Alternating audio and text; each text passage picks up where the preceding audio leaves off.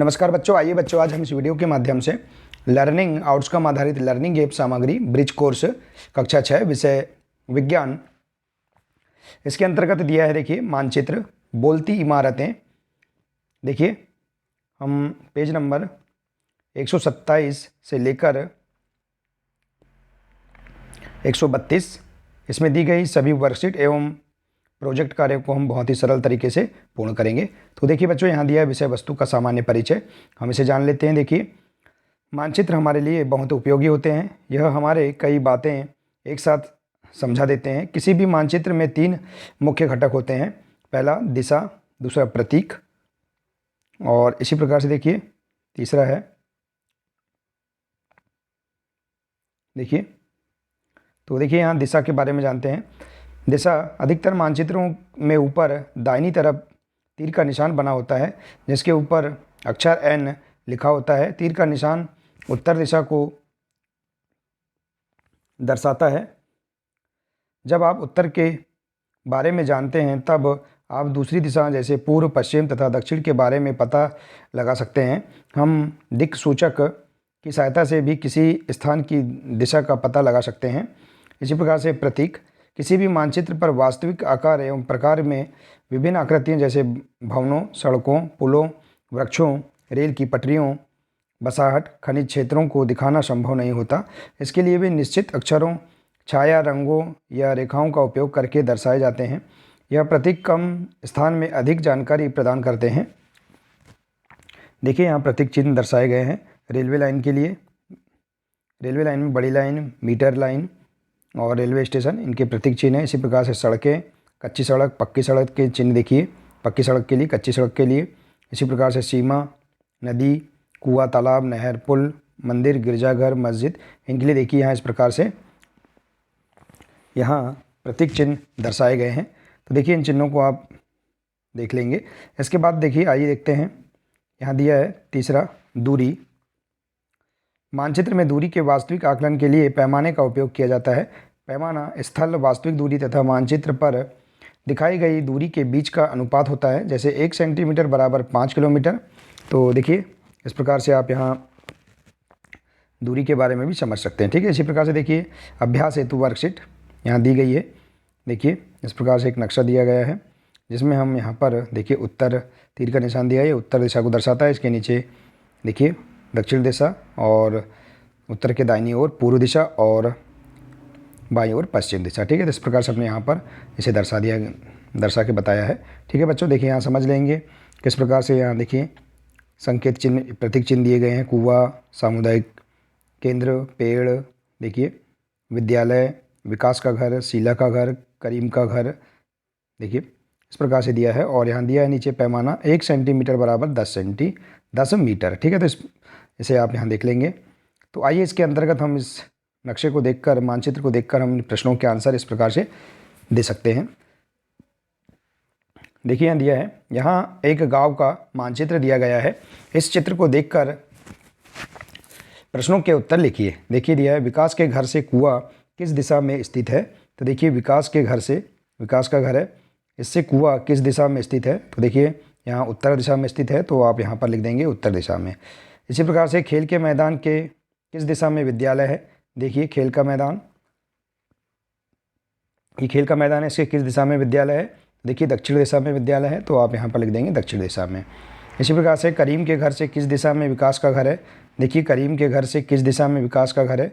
तो यहाँ देखिए पश्चिम दिशा में विकास का घर है, तो आप पश्चिम दिशा लिख देंगे। शीला को अपने घर से दुकान जाना है, वह किस दिशा में जाएगी। देखिए यहाँ शीला है, शीला को अपने घर से दुकान जाना है यहाँ पर, देखिए तो ये किस दिशा में जाएगी। तो यह पश्चिम दिशा में जाएगी, तो आप इस प्रकार से पश्चिम दिशा लिख देंगे। ठीक है बच्चों, इसी प्रकार से देखिए यहाँ दिया है दूरी का मापक करने के लिए यहाँ पर क्या पैमाना लिया गया है। तो देखिए दूरी का मापक करने के लिए 1 सेंटीमीटर बराबर कितना लिया गया है, 10 मीटर लिया गया है। ठीक है, देखिए यहाँ दिया है 1 सेंटीमीटर बराबर 10 मीटर। ठीक है बच्चों, आइए इसी प्रकार से देखते हैं आगे की ओर। अवलोकन करो और प्रश्नों के उत्तर खोजकर लिखो। देखिए यहाँ देखिए इस प्रकार से एक किले का नक्शा दिया गया है। देखिए अब हम इस किले को देखकर यहाँ प्रश्नों के आंसर देंगे। देखिए यहाँ पर संकेत चिन्ह भी दिए गए हैं और देखिए किले के चारों ओर यहाँ दरवाजे लगे हुए हैं, ठीक है। तो इस प्रकार से आप यहाँ देख लेंगे किले को। और इसमें दिया है देखिए, अगर तुम बोडली दरवाजे से किले के अंदर देख रहे हो तो कटोरा हौज किस दिशा में है। तो देखिए बोडली दरवाज़ा कहाँ है, देखिए ये बोडली दरवाज़ा है। इस दिशा से दरवाजे से आप इधर देख रहे हैं तो देखिए कटोरा हौज किस दिशा में है, उत्तर दिशा में है। तो आप यहाँ लिख देंगे बोडली दरवाजे से कटोरा हौज उत्तर दिशा में है। इस प्रकार से आप यहाँ लिख लेंगे। इसी प्रकार से देखिए बंजारा दरवाजे से कटोरा हौज दक्षिण दिशा में है। इस प्रकार से आप यहाँ किले में देखेंगे, ठीक है। जैसे देखिए ये है बंजारा दरवाज़ा, देखिए इससे देखिए कटोरा हौज दक्षिण दिशा में है।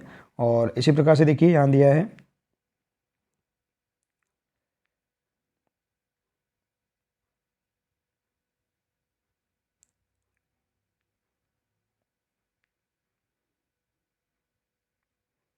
ठीक है बच्चों। इसी प्रकार से देखिए अगला प्रश्न है, बाला हिसार से तुम किस दिशा में चलोगे कि मोती महल पहुंच जाओगे। तो पूर्व दिशा में चलेंगे तो मोती महल पहुंच जाएंगे। इसी प्रकार से देखिए यहाँ नक्शे में दिया है बच्चों, आप उसका अध्ययन कर लेंगे। इसी प्रकार से किले के बाहरी दीवार पर कितने दरवाजे दिख रहे हैं। तो किले के बाहरी दीवार पर 9 दरवाजे हैं। इसी प्रकार से देखिए गिनकर बताओ किले में कितने महल हैं। तो किले में आप वहाँ देखेंगे यहाँ महलों की संख्या कितनी है, 5 है, ठीक है। यहाँ देखिए इस प्रकार से जो महल हैं, ये महलों की संख्या कितनी है, 1, यहाँ 2, 3, 4 और यहाँ एक 5 महल है। इस प्रकार से आप इस प्रश्न का आंसर दे सकते हैं। इसी प्रकार से देखिए पानी के लिए क्या क्या इंतजाम किए गए हैं। तो पानी के लिए बावड़ी, कुआँ वगैरह, ठीक है, कुआँ आदि के इंतजाम किए गए हैं। तो आप यहाँ लिख देंगे बावड़ी, कुआँ, ठीक है। इसी प्रकार से चित्र को में देखिए और बताइए। यहाँ चित्र में देखिए इस प्रकार से शहर या ग्राम का नक्शा दिया गया है, ठीक है। इसमें देखिए यहाँ पर बसंतपुर है, यहाँ बस्ती का चित्र दिया है, बस्ती दी गई है, यहाँ बड़ी रेलवे लाइन दी गई है। इसी प्रकार से पोस्ट ऑफिस दी गई है, विद्यालय है, नदी है। देखिए इस प्रकार से यहाँ पर एक मानचित्र दिया गया है जिसमें प्रतीक चिन्ह भी दिए गए हैं। तो देखिए यहाँ पर दिया है तालाब, नदी, बसंतपुर, पोस्ट ऑफिस, गिरजाघर रेलवे लाइन के किस दिशा में है। तो यहाँ आंसर में लिखेंगे उत्तर दिशा में, ठीक है। और इसी प्रकार से देखिए अगला प्रश्न है बच्चों,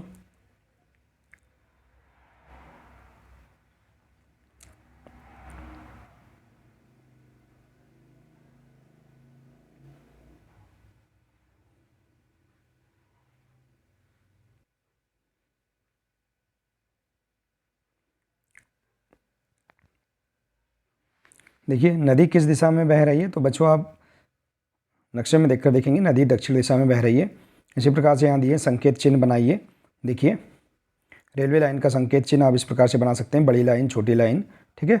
और इसी प्रकार से नदी का चित्र बना सकते हैं, कच्ची व पक्की सड़क का चित्र बना सकते हैं। इसी प्रकार से देखिए संकेत ये जो दिए हैं इनके चित्र बना सकते हैं, मंदिर व छतरी का चित्र इस प्रकार से बना सकते हैं, ठीक है बच्चों। इसी प्रकार से देखिए यहाँ दिया है चित्र में कितनी बसाहटें दिख रही हैं।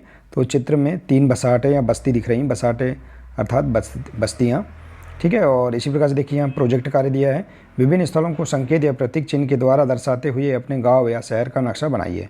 देखिए बच्चों इस प्रकार से आप अपने गांव या शहर का नक्शा इस प्रकार से बना सकते हैं जिनमें विभिन्न प्रतीक चिन्ह यहाँ दर्शा सकते हैं, ठीक है। जैसे तालाब, नदी, बस्ती, गिरजाघर, पोस्ट ऑफिस, इनके आप चित्र यहाँ बना सकते हैं, ठीक है। इसी प्रकार से देखिए आगे की ओर यहाँ दिया है स्व आकलन हेतु वर्कशीट।